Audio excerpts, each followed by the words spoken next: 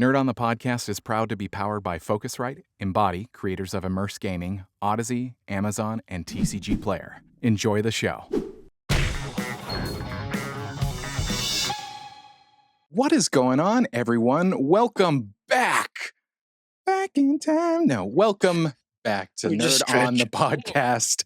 The podcast you didn't need, but you deserve, and where all levels of nerd are welcome. And we are back. We're back. Yeah, we're making a podcast. We took a note after the Capes Crusaders and decided to do one episode every 5 months. Wow! Shots fired. Shots are fired. You know what? If you shoot at someone that's not even there, did you really fire? Oh, hear that, Steve? If shots were fired in the forest and no one was with there gun to safety, yeah, shots were fired. It's true. Actually, it's so true. Yeah. But anyway, let's introduce this motley crew. I am Josh. I'm Corey. And I'm Tom. And we have some new things that we like to put in our episodes these days. Like what kind of stuff, Tom? Oh, so before we get the episode started, yeah, I feel like we're going to introduce the topic first. I mean, I feel like the dedication is pretty important. That's just it's really cool. I think something that we always like to do is always thank the patrons of the show and the Nerd On Nation, all the listeners that have been patiently, always kind of waiting for the next thing that we're going to come out with, whether it's videos or streams or video essays or even podcasts that we do, and even our streams on Mondays. But this episode, we always want to make sure that, these kind of episodes, we want to make sure we dedicate to a particular person. And this episode is dedicated to Bad Reprint. Hey, you get our nerd on. Thank you very much. Yeah, it's our nerd in a big way. And, we always want to make sure that we're recognizing some of the great, wonderful, beautiful members of our Discord, as well as part of our Nerd On family, who kind of make sure that our community stays as open and conversational. Even sometimes when conversations get a little dicey, no one should be afraid to kind of voice their opinions. And as long as we keep it in a safe, kind of open conversational way. So yeah, Bad Reprint to me is always B-Rad, and I always want to always shows up, and I love that. It makes it a point to show B-Rad all the time. B-Rad all the time, but ain't no stopping him. So we're making an episode, and the topic today is an exciting topic, actually, for me anyway. I don't know about these guys, but we're talking about why faithful adaptations either work or don't work. They don't work. They don't. And sometimes they don't. sometimes, just like what I just did, they just don't.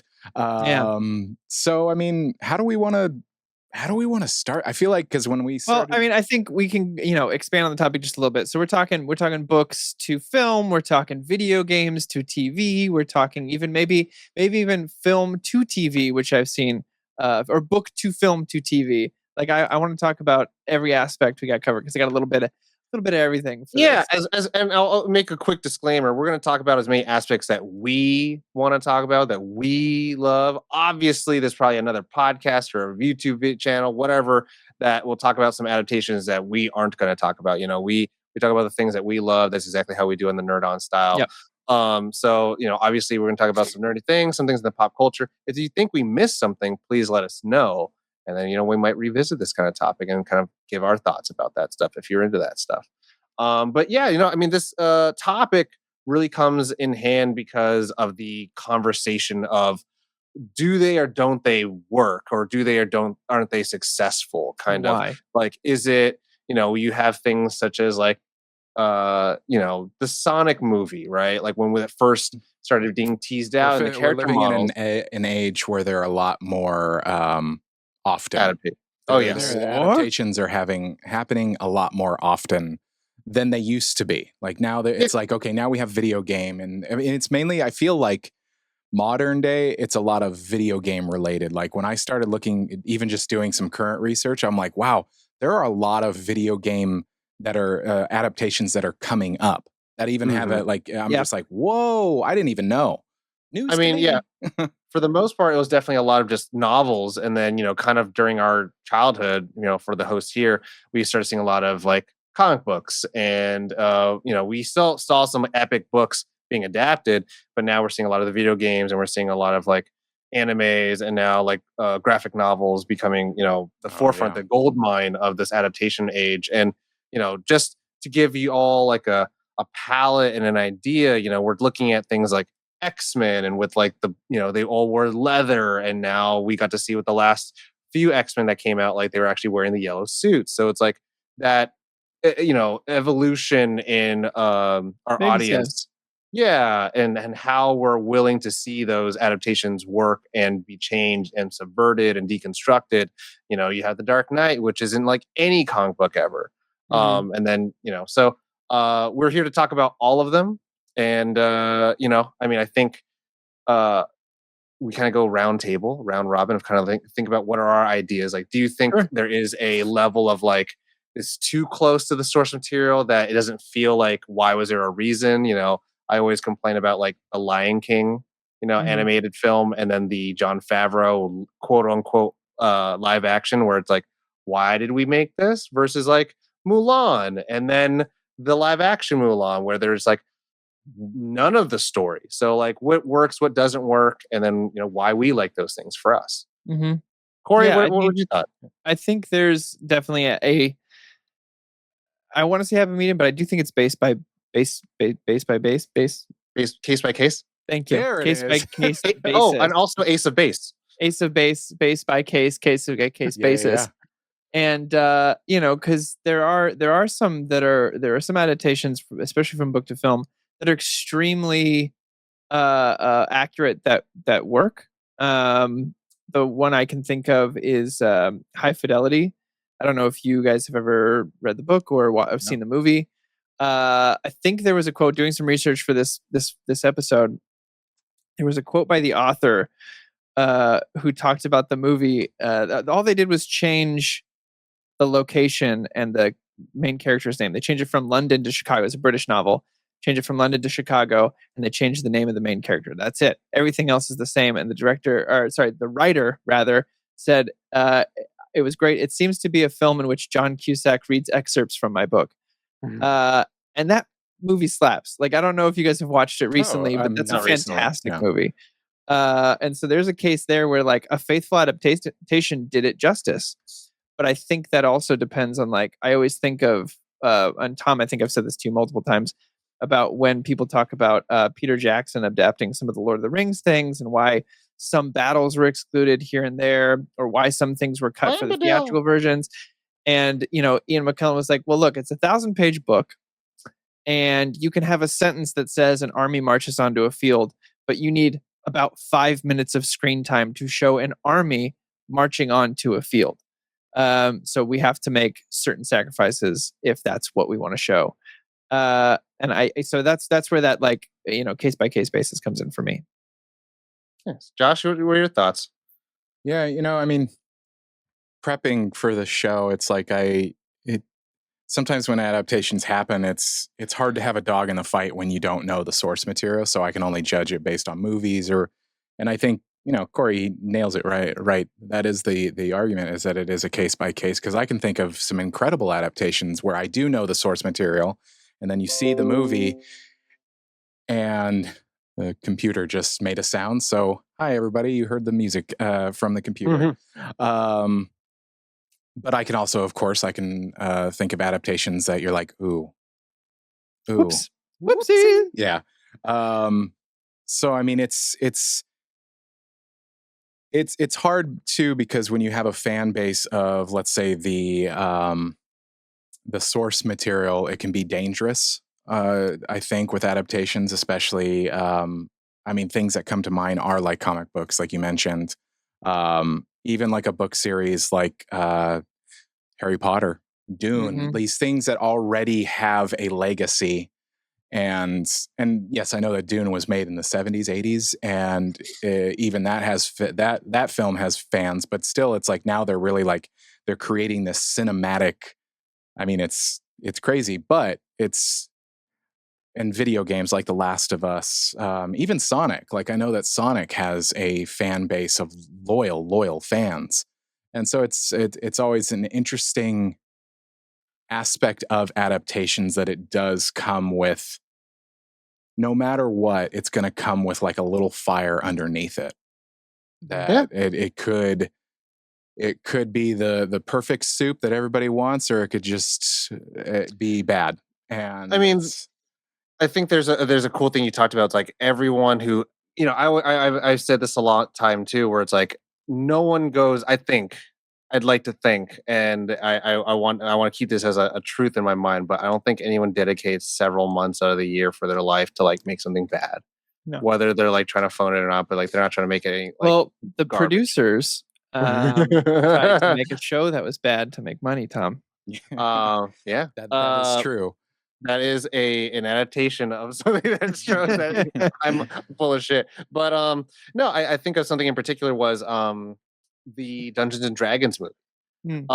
Because there had been a Dungeons and Dragons film before, and as much as the Wizards of the Coast audience, who've been playing Dungeons and Dragons, who like everything that Wizards of the Coast has to offer, it's something to kind of think like, oh man, I really want to see that, right? Or I really want this to be successful, or just to kind of like what an interesting adaptation concept. What I mean is, it's not even like, so yes, there are books of Dungeons and Dragons, but it's more of like this, I don't even want to call it a concept, but kind of, it's like a very, very large world concept that people have so much room to play and then to make a very specific, basically one-shot story for the film. It's just, I don't know. You brought that up, and I was like, that's such an interesting example of it is an adaptation. I mean, and it's an adaptation. It's like close to like a based off, right? Because I'm not going to go into the rabbit hole of like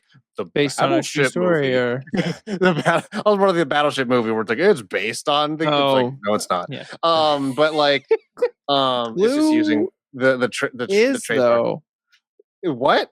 Clue the movie? Oh, sure. But like again, we're doing adaptations that's not based on a thing, right? Yeah. So adaptations of these stories that we know, But that being said, like the reason why I bring up Dungeons and Dragons is because there is a lively, engaging, and financially independent audience that really can like put their money where their mouth is and be like, we want to come to this, we want to give you our money, we want to buy the product, we want to take part in your sales and celebrate this, as long as you kind of like honor what the soul and spirit of this is.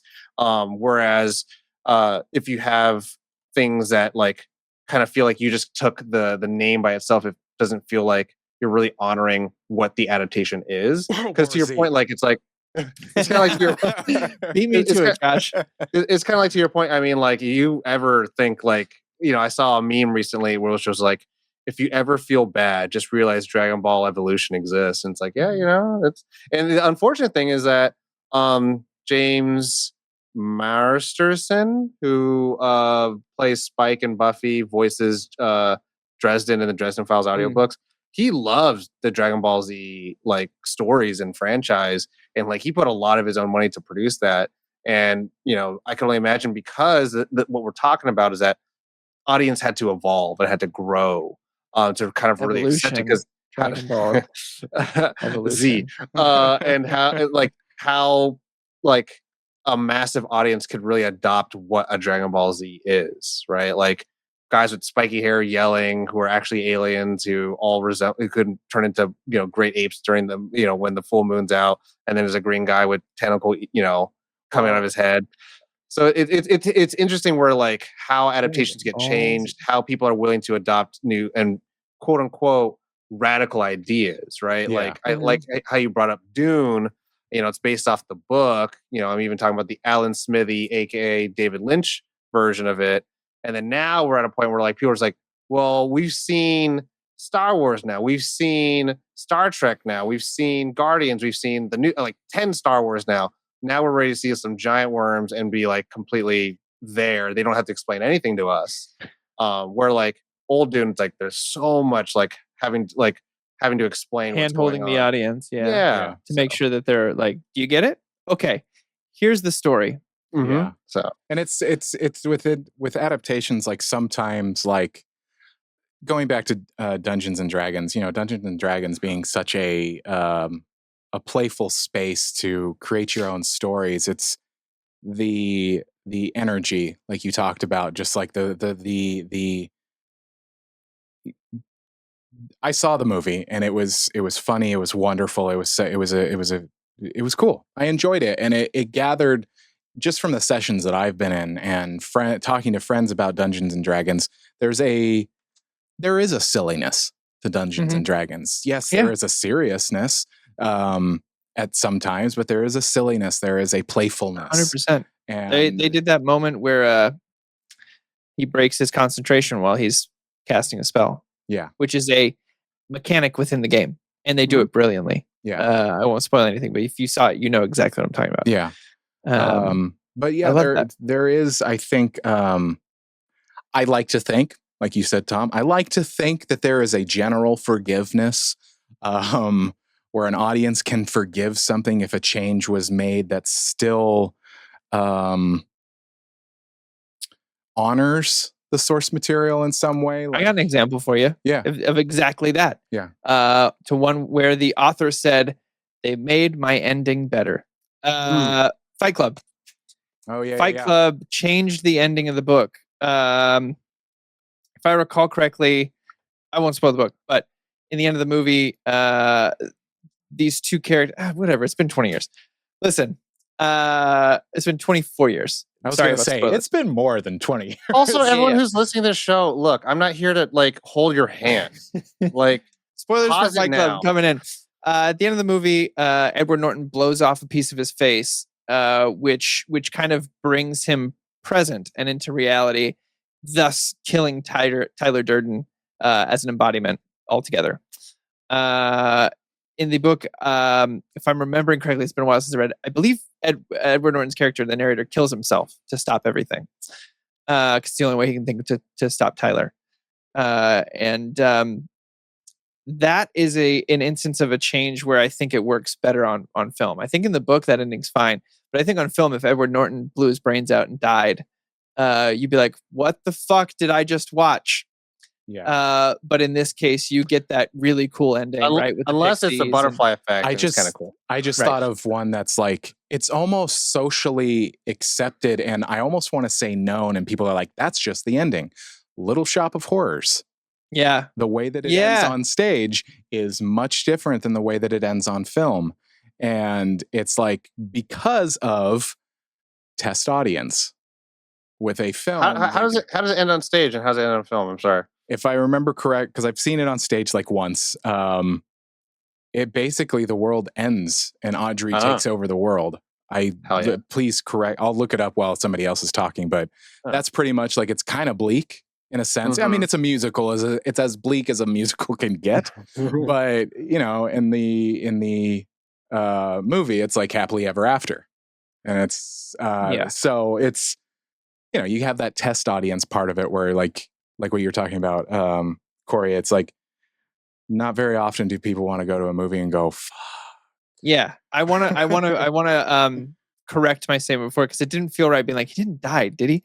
He didn't. In the book, he wakes up in the hospital, and the hospital staff are Project Mayhem members. And they tell him that the plan is still on and they're expecting Tyler to return any minute.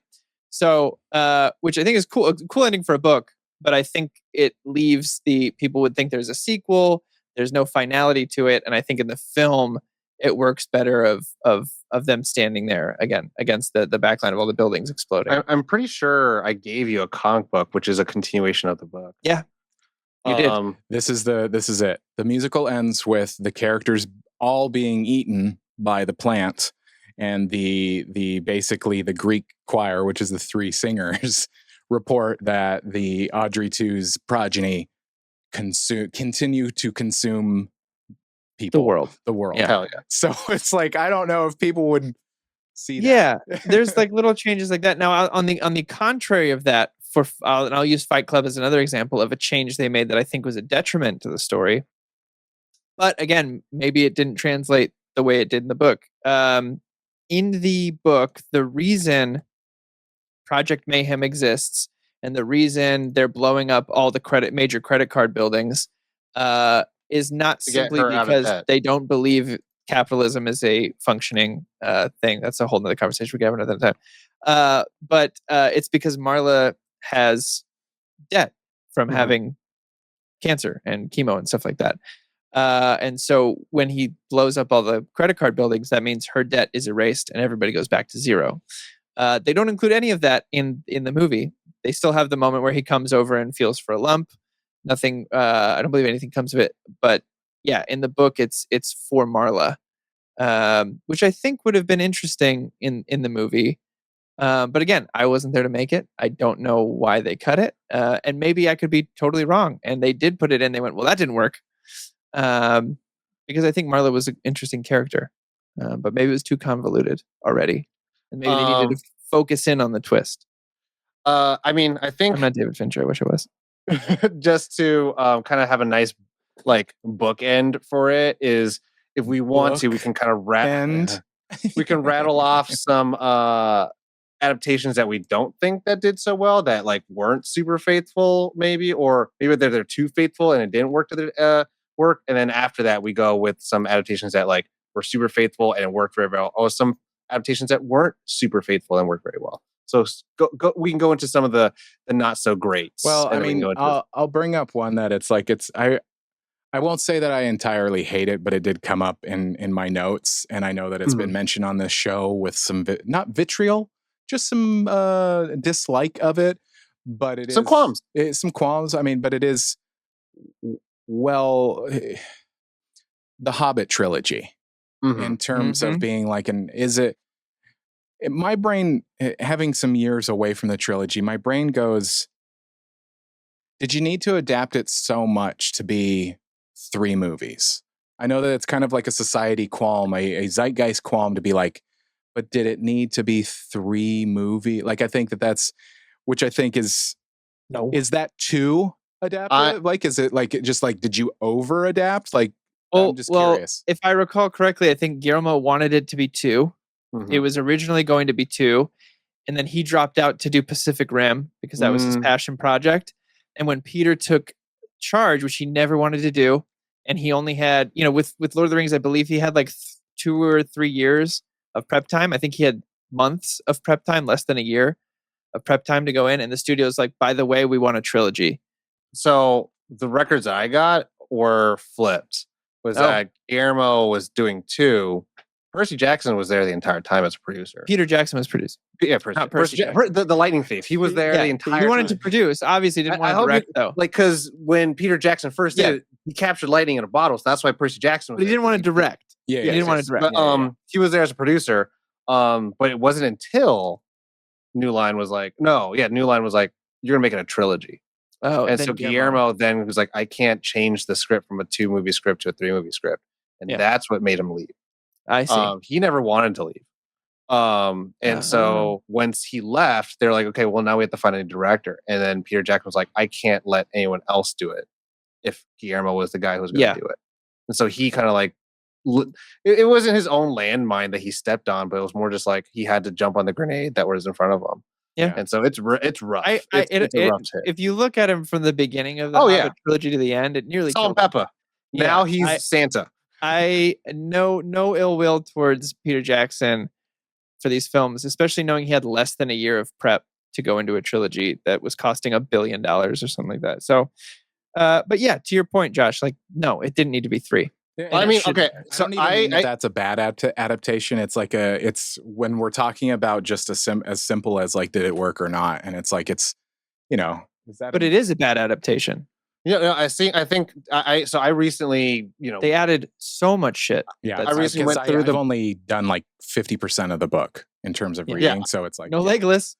Yeah, I went through the entire book, and the interesting thing is like the 3rd movie is like 2 chapters. Yeah, the entire final army thing is all just like, no, bro, this is like, and Bilbo's so far removed from it. He's like, oh, that's so sad. Everyone's fighting. I'm done with my story. And so it's so interesting because to me, like I watched the trilogy and then I got to the book like just recently. And so I was like, oh, I should do it. I should just check it out to see what it's like. And it's one of those, absolutely not faithful and as well as it didn't work out because like, instead of like capturing the soul and the spirit of what the story is supposed to be, you can make it like harrowing and have scary things in there. You can have your little cameos if you want to lead it to like Lord of the Rings, sure, but you can't kind of derail it so much that it's like, remember when this is all just about like these dwarves and Bilbo, and then now it's about like this white orc dude and these elves chasing around, and is it real? Of course, it's real. And a weird love Saruman and story between Galadriel's there for like with Gandalf hanging around. It's like, and I've there's a never weird love story there. so like, it's just like a lot of stuff that's like but why? And that I think is a interesting Wait, version. how do you say that, Tom? It's weird. Oh, why? But why? I always think of Ryan Reynolds from Harold and Kumar. Harold and Kumar, yeah. I if I can throw in my kind of like, I think this was a very faithful adaptation, but my God, I wanted to like throw up after watching this. And it's not like I love these directors. I respect what they were trying to do, but holy shit, for me, it just did not work because like I felt like I was going to die. And it's Speed Racer.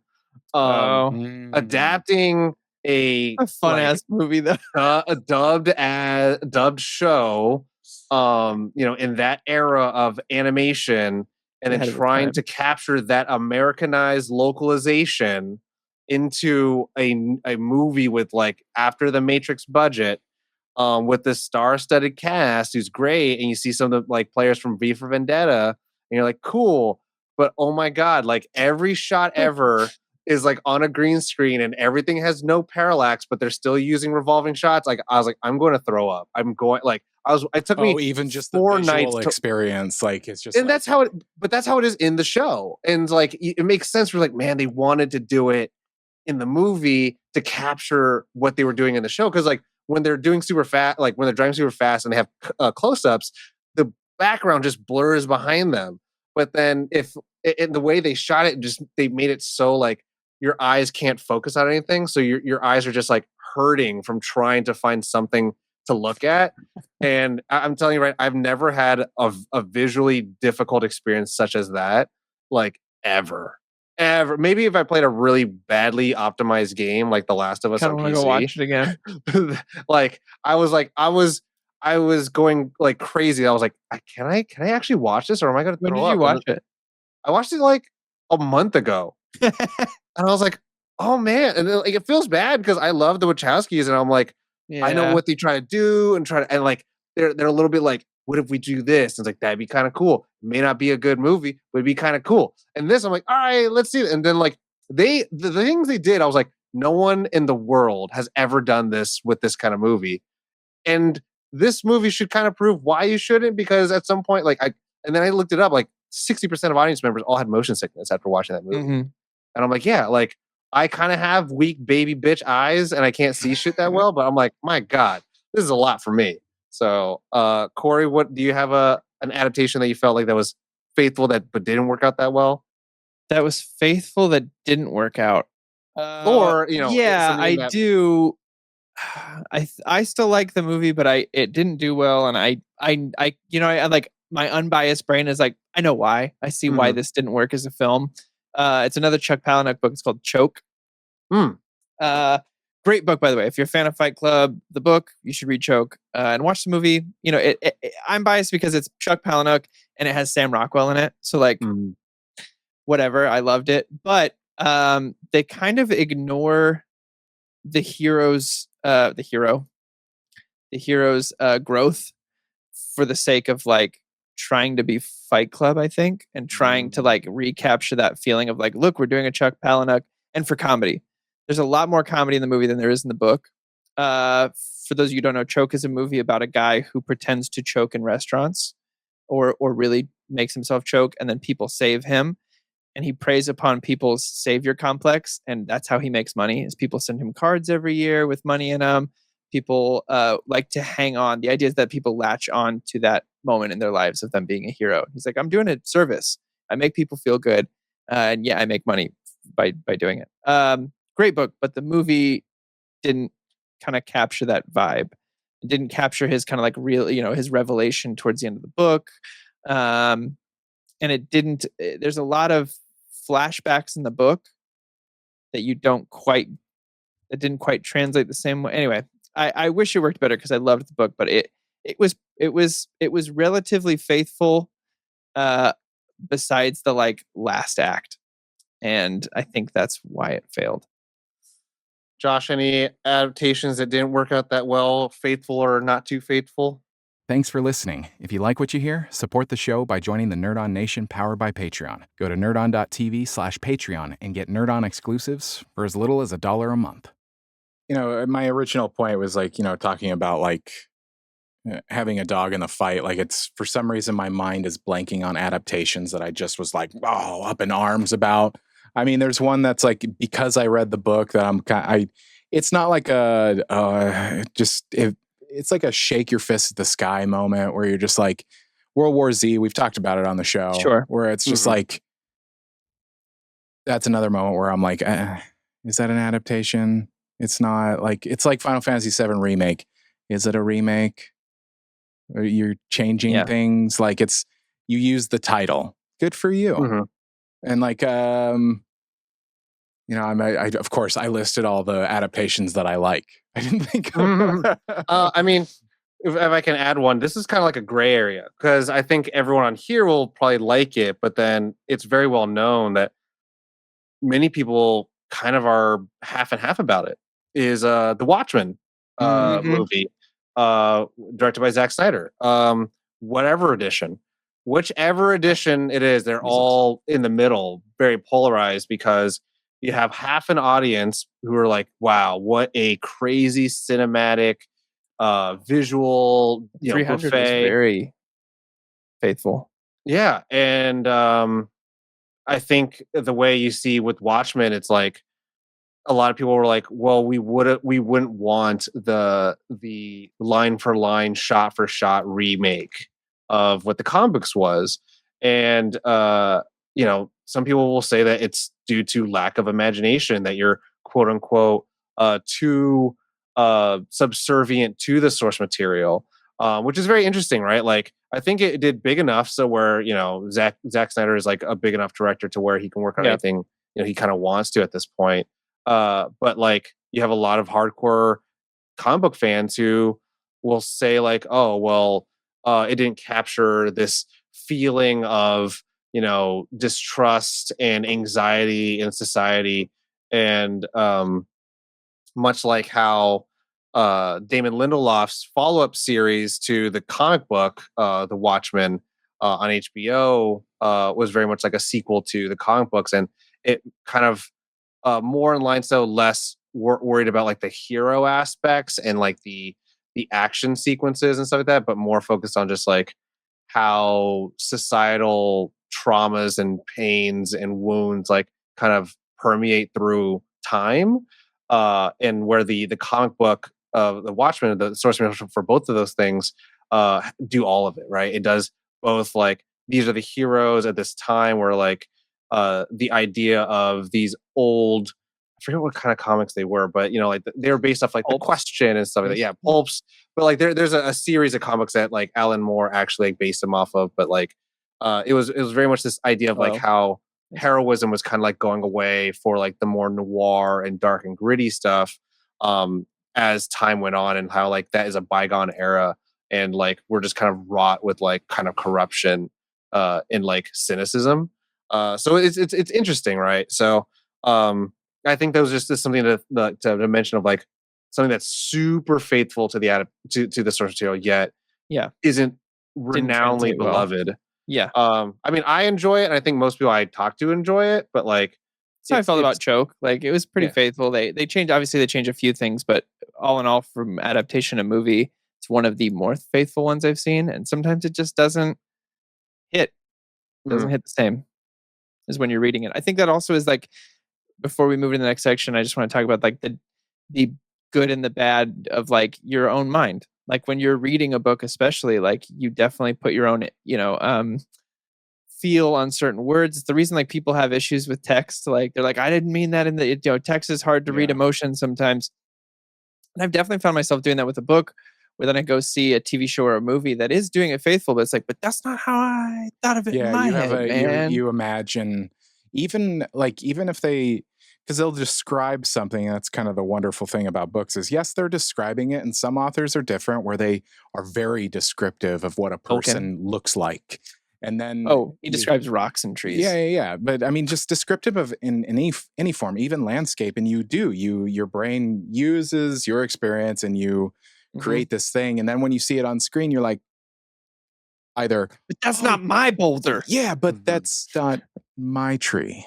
But it's right, I guess. Yeah, there are some adaptations that I think that if they ever happened, I imagine that I might be in that that bucket where I would go, what? What's one? Well, I mean, I've mentioned on the show, like for Patreon exclusive episodes, like adaptations we'd like to see, like the Red Rising series of books, which I think has been optioned, but I don't know if anything's happening to it. I wouldn't liken it to Dune, not by any means. It is a sci-fi. It takes place in space. Anyway, there's a lot to it. It's not just like space and whatever. It's just like there's society stuff to it. There's culture, art, and like technology that takes place in it, and just a lot happens. And when an adaptation happens, I think for me, there's a little bit of there is usually a part of me that'll be like, well, you can only do so much. It's like right now on Apple TV Plus, there is Silo, and it's based off the Silo series of books. And I read those books, and I've been watching it. I really enjoyed the books, and I'm like, I've been thinking about the process of like, man, there's only like 8 or 10 episodes, and you want to fit a book into a whole season. It's like there's a lot that happens. You already know. But it's also just like, how do they fit into it's like the old Peeves kind of quote argument or conversation about Harry Potter, where it's like, how do you choose what gets cut for an adaptation, and what really is important to move the story along? Like, do we need that side relationship in a way? Like those kinds of things where it's always do we need Tom Bombadil? Yeah. Yes. I'm going to. Before we move on, I just want to make one big mention, only because I think if we're doing this episode and people are listening, they're going to have to want to hear us mention it before we talk about all the good stuff that do work, even if they're faithful or not. Is Avatar: The Last Airbender movie. Yeah. And how it tries to jam pack an entire season's worth of television into one movie. And I say to this day, if that movie had not existed, Avatar: The Last Airbender would probably be just as big as like Harry Potter. Because I think, or if it had just been people successful, associated the franchise with that movie, like not experiencing. I mean, you're kind of saying. I think right now, in this day of our Lord, this year, in a vaccine world, most people out there who are like quote unquote massive audiences who aren't technically nerds only knew Avatar: The Last Airbender as The Last Airbender from M. Night Shyamalan, and knew Avatar as Blue People. And even though there was super successful animated series on Nickelodeon, probably one of the greatest like American animated stories of all time, a lot of people didn't get to it until everything shut down and everyone just started Netflixing and watching that show. Like we've had a lot of guests on our show who've said that they know about it, they want to get into it, and they wouldn't start it until later on, and they have watched it and they're like, I don't know how the fuck I never watched this shit. And like that's kind of like the part and parcel of like too much stuff to watch and too much quote unquote media out there. But because of that movie, it set back the entire like proliferation of it. It's a good word. To I don't even know what's the right word. But it kind of just set it all back. And so now like almost more than 10, 15 years later, we're finally getting like a live action adaptation for a series on Netflix. Yeah. And even then the creators aren't even part of that anymore. So like again, it's just interesting to see how that would have been. But now we can move on to like faithful adaptations or things that weren't super faithful to it that really worked, and why? Josh, Corey? I mean, Lord of the Rings. Lord of the Rings is one of those weird ones where at times it's incredibly faithful, but other times it's not, like with whole character designs. Here's the thing. Gimli, have you guys read the books? No. Gimli is not funny at all. Gimli is like this poetic warrior kind of in the books. But I think it works really well in the movies. And I was actually just talking to Dana about this the other day. It's a really fine line because a lot of the time when you decide this is going to be our comic relief character, first of all, Tom hates them. He's like, he doesn't do shit. But the nice thing they did with Gimli is he's funny, but it didn't take away from his badassery. Like, he was on level with Legolas, if not beating Legolas in kill counts in every fight. And because he was tenacious. He was funny and tenacious in a very tenacious way. And I think it worked, but it's incredibly unfaithful to the books. Like you said, Tom Bombadil is gone. For those of us who have read the book, Tom Bombadil is a wonderful character. Did it add or take away that he wasn't there? No. I bring it up because of the meme, because everyone cries about Tom Bombadil, and to me, I'm like, Tom who? Look, he's a fun character. I think it's supposed to be Tolkien like writing himself into a book, and it's an incredibly. So Percy Jackson could have portrayed him. He's beautiful. Yeah, he's a beautiful character, but he doesn't change. Like, it didn't change. Like, for me, it didn't change anything. You know what I mean? But these movies work. Obviously, they're held in regards as one of the greatest trilogies of all time. And so, especially with getting the extended editions, with getting a little more of that adaptation in there. Another thing they changed is, like, in the books, I know we talked about this on our Lord of the Rings episode, but listen now. Frodo's like 50 years old, 56. Like, there is almost a 20-year gap between when Gandalf's like, chill for a sec, I'm going to go find out about this ring. Keep this safe, keep it secret. Nearly 20 years goes by. And Gandalf shows up. He's like, "Where's the fucking ring? Did you say your name in the Goblet of Rings?" I would love to see that version. That's the one I want to see. But, like, I think keeping the shorter amount of time, Tarantino's Lord of the Rings. Yeah, right. It keeps the urgency, right, of the journey there. That Gandalf comes back like weeks later and is like, "We need to fucking go." It also, this is kind of vain. I think it also is for having a younger Frodo, it allows him to be like naive and innocent, and that journey towards the end is expounded upon. It's exponential, seeing him in the state he is in the end of the books, where he doesn't smile like once until he steps on that boat to go to the Greyhaven, and he's finally like free of the ring. So yeah, I think that's an example of something that's not faithful in a lot of ways that really worked. I think, it shows that there was a lot of care within, like, what's the heart of this story really, and what's important to the adaptations to make sure that we can get that message through the same way. Josh? I have two, but I'll start with, like, probably the top of my. I think Jurassic Park is a wonderful. It did change some things, but I think to this day it's considered just like it's like a classic film. It's I got into, like, actually reading Crichton books, like, over the past couple of years. Shout out to Steve's. Yeah, shout out to Steve's, exactly. And I was like, I'm gonna read the book. And there's things that are vastly changed. The whole opening of the second movie is the whole opening of the book. Yeah, the first book. And it's a lot more sciencey in Jurassic, the novel. It's a lot more. I mean, Jurassic Park the movie is tame compared to the book, and funny, yeah, compared to the book. Yeah, Alan Grant's a fucking dick in the book. Yeah, and so it's really. It's really interesting. I think it just kind of, like, lit the world on fire in terms of an interest in dinosaurs.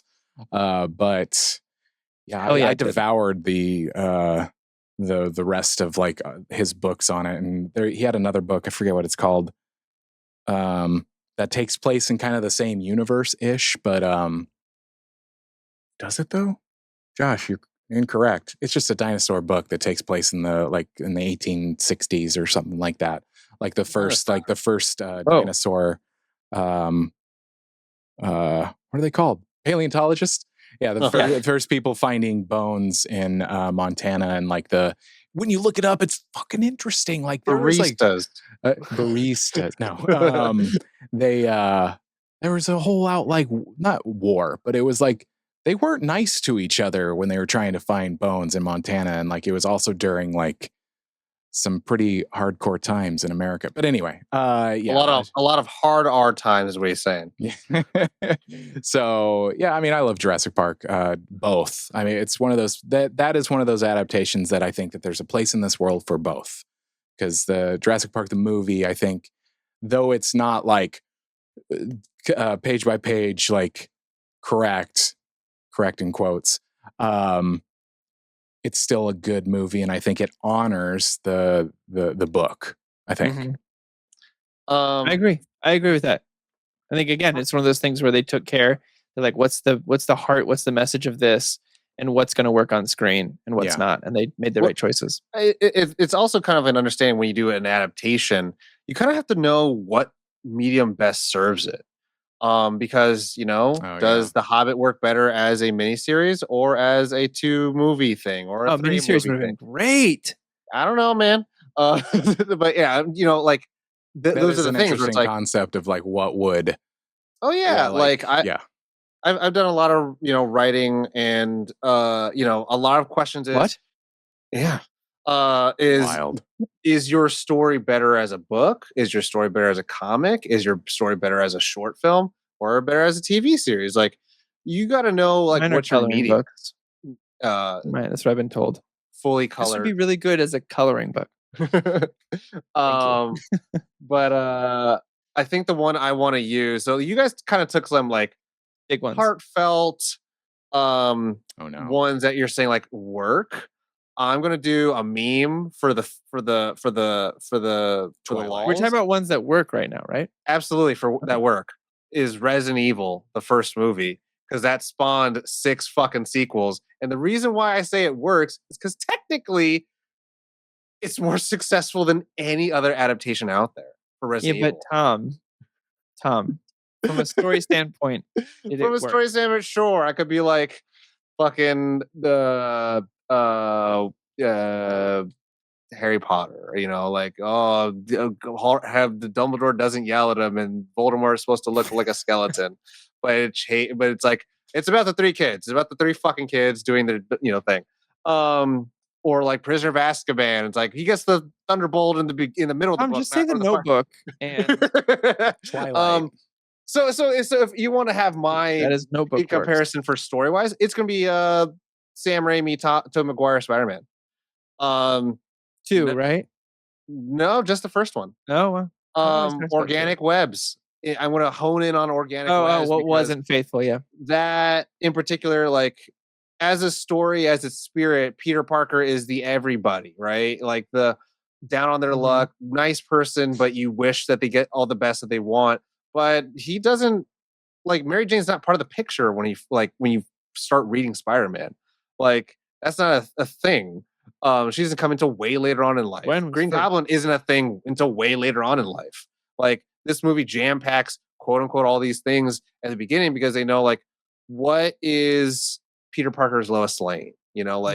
They know MJ is kind of the bread and butter of the story. What they really need to show, and it's laced in the DNA of the stories of that. No matter what, his love interest has to be part and parcel with whatever external conflicts he might have. And then, the idea for organic web shooters was something that James Cameron kind of thought about a lot when he first wanted DiCaprio to be Spider-Man. And, later on in the comic books during the event, The Other, where Peter Parker's mutation evolves even more, they do use organic web shooters. And he actually is much more powerful and it's really cool. But they use that off the bat. And I think it's really smart how they use that later on to show a a fictional genre based ability or supernatural occurrence to reflect something that we all have inside of us, which is doubt and insecurity and depression and anxiety, where the things that you were doing with your life normally, you can't really do anymore because you're so conflicted with that. And once you kind of find your like flow or you find your purpose, then those come back to you. So like I think those films, I mean, like we wouldn't get Spider-Verse, we wouldn't get, No Way Home, we wouldn't get, The Amazing Spider-Man without that. And you could say the same thing about the X-Men movies, right? Where it's like those ones I have so many problems with, but like you don't get MCU or anything that we have in terms of comic book adaptations without those things. And some of them did very, very good things, and some of them, did not undesirable things. If you watch Spider-Man now, you'd be like, I think Peter Parker's a homophobe. So you're like, we would change that, So it's very interesting to kind of look back and see things and kind of like imagine what things would be like in the future. Because, we are at this point where, quote unquote, we never had a Peter Parker origin, unless you count 30 movies being his origin. So, it's interesting. Do you guys have another one before we wrap up? Do we have a second one? Yeah, go ahead. I have one more. Go ahead, Josh. Oh, okay. The Martian, Ridley Scott's adaptation of The Martian, the book by Andy Weir. The book is great and the movie is great. And the author has agreed that the movie is great. And, with a book you have something that takes place, it has a lot of science to it. I really enjoy Andy Weir's writing. I think I've read all of his books. I'd be really excited to see any adaptation of his books, but this one has Matt Damon in it, and he's stuck on Mars, and there's a parallel story. Potatoes. Science the shit out of this. Yep. I loved the movie, and I loved the book, so it was nice to see different things. It was the things that happened in the movie were understandable cuts. It's just like, okay, we don't need all that science. We don't need, because sometimes Weir will explain like how some things work. Okay, Jonathan Hickman. And you're like, oh, okay. It's great from a reading experience. You're like, okay. But from a movie experience, you're like, oh my gosh. Yeah. Oh my god! I like that one. But it's good. It's a good one. I like it. One Flew Over the Cuckoo's Nest. It's probably in my top 10 favorite movies of all time, at least top 15 maybe. I haven't reassessed that list in a while.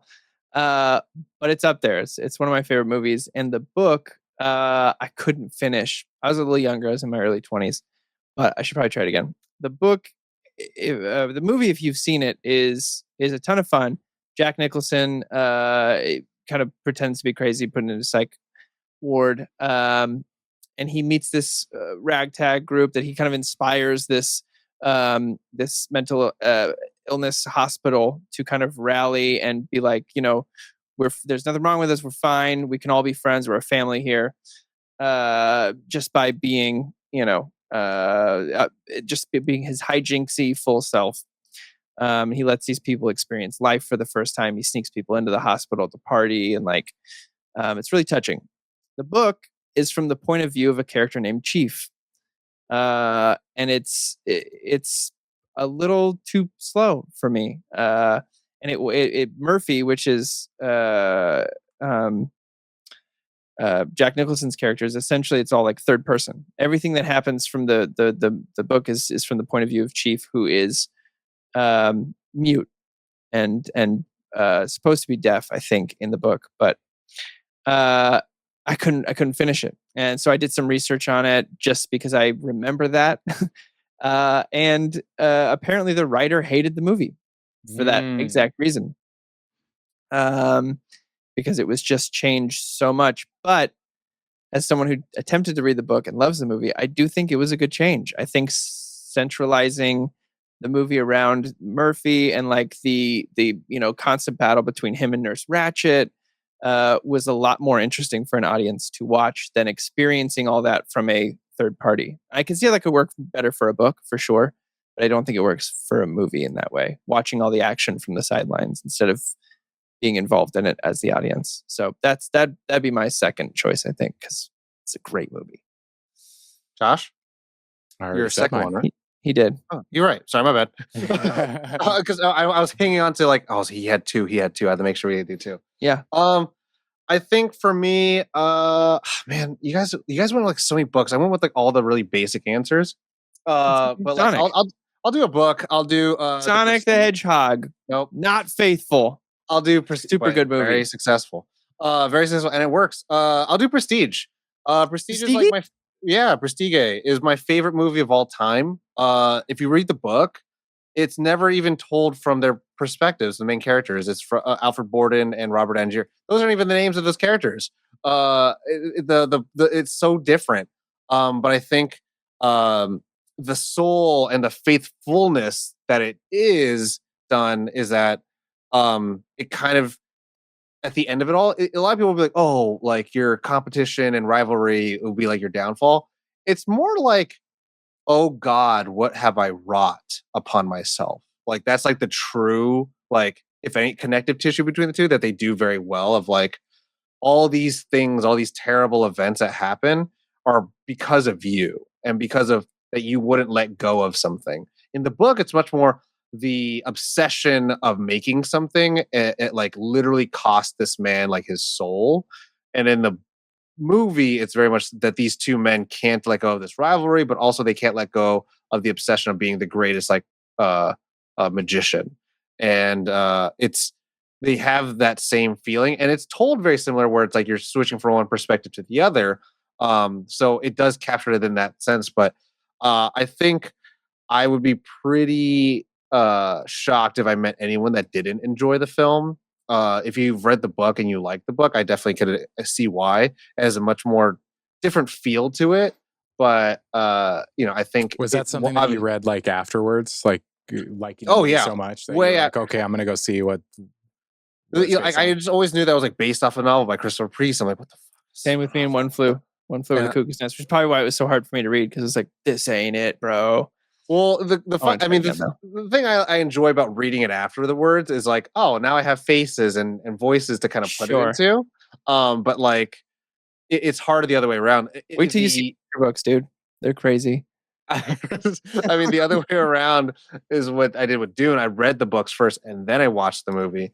And then I was like, oh, I'm into this shit. But like, that'll be mine. The Prestige. Also not faithful and worked. I mean, both versions are actually not that faithful. Yeah. Even the newest one, I was like, they do so much to not talk about like what actually spice is and how important that is and like what it does to people. They don't show navigators. They don't really talk about like the world yet. You kind of just like, you're just traveling through this world through the eyes of Paul, which is very interesting. But before we get too long in the tooth about it, but that was mine. That was good. Right. Yeah. Yeah. I mean, hey guys, do you feel complete? Yeah. I feel like also screw X2 for trying to say it was based on God Loves Man Kills, and it's not. It ain't it. That's your boy, Brian Singer. I love that movie. That's my favorite of the X-Men movie. But man, what a disappointment! I want to hear disappointment. I want to hear what the audience, all those who listen, I want to hear what your guys' favorite adaptations, which don't work, which do work, which ones are super faithful and work for you, which ones are. I want to hear someone's opinion on Lita. Oh, Battle Angel. I mean, it's very different. It's very different in the book because the book is so much more like this happens and this happens. It's actually how Hellboy, the new reboot, is, where it's like it feels like all these little stories, and then we get to an endpoint. That's how the book is. It's very like where the movie's like, we're gonna tell a story that's all connected. Okay. You know, this is a perfect segue to mention some things. Join the Discord. nerdon.tv/Discord. That has become my favorite way to continue the conversation. I remember a life of pre-Discord for Nerd On, trying to catch up with social media comments and DMs and stuff. And it's so cool to have our communities. It was in social Discord. Yeah, no, I see where you're going. Yeah. But the Discord community is pretty amazing. And there's always something going on. But the point is that there is a channel for this show. There's a channel for all our shows. There's a movies channel. You can talk about anything. There's even a food channel. There's a memes channel. It's a really cool community. I dig them a lot. So do check that out. But also, I can't go any episode without mentioning the Nerd On Nation. Nerdon.tv /Patreon. Join the community for as little as $1. You get early access to things that we make, whether it is a video essay, whether it is like new content that we're trying out, stuff like that. I even shared a couple of months ago a video that we made for our partners Focusrite before it even posted. So it's a cool place to be no matter what. It's a great community, and there are channels in our Discord that are private to Nerd On Nation members. But yeah, if you're new to the show, welcome. Glad to have you. There are a lot. If you're more old, episodes. welcome back. And welcome back. Yeah, welcome back to us too, as hosts. We do have a plan to make more episodes. We're all pumped to going to pump you up. Exactly. Come on. Oh, very good. Come on. Check out our website, nerdon.tv. It has all of the episodes of all of our shows. But yeah, that's it. Take care of yourselves. Drink water. You know the drill. As always, Nerd on. Nerd on.